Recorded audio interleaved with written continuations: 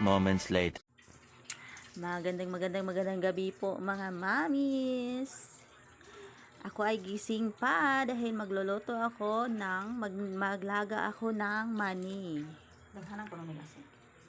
Magluto ako ng nilagang mani or boiled peanut.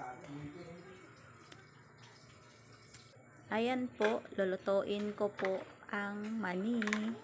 Dahil mas nasarapan kami sa luto kaysa sa hilaw.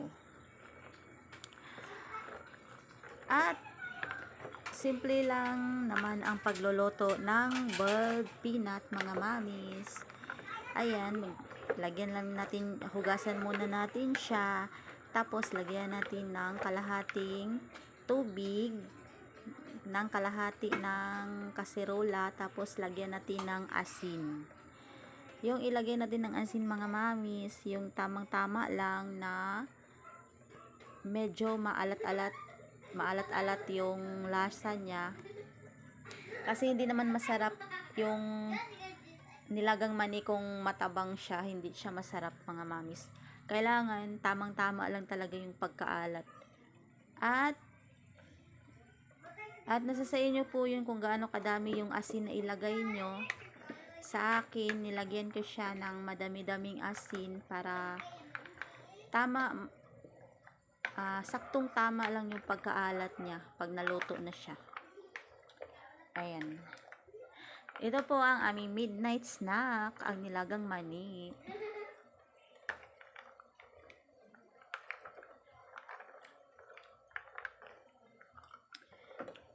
Kaya medyo na bored ako ngayong gabi, kaya nagluto ako nito mga mamis. Wala si stress. At ganun lang siya kasimple mga mamis. Naluluto lang siya agad. Ayan, luto na siya. Yun lang. Ayan, ihain na natin para makita niyo mga mamis na paano ako magluto ng mani.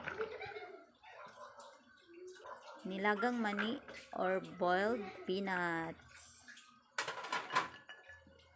Ayan, ang mani nga palang mga mamis, bigay lang yan sa mama ko. Dahil marami siya dong mani. Meron ata siyang mga tanim doon ng mga mani. Kaya binigyan niya ako ng isang plastic na mani. Ayan.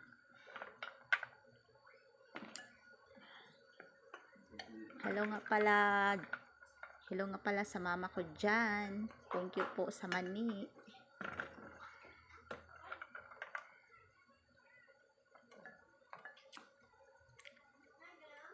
At ayan po.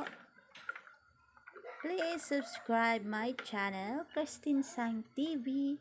At pahit po sa bell button para updated po kayo sa aking mga affordable cooking araw-araw.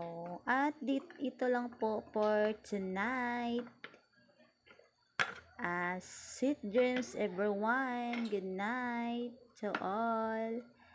At see you na naman po tomorrow for my new cooking. Ayan, magkita-kita na naman ulit tayo bukas mga mamis. Ano na naman kayang lulutuin ni Christine Sang TV? So, babush!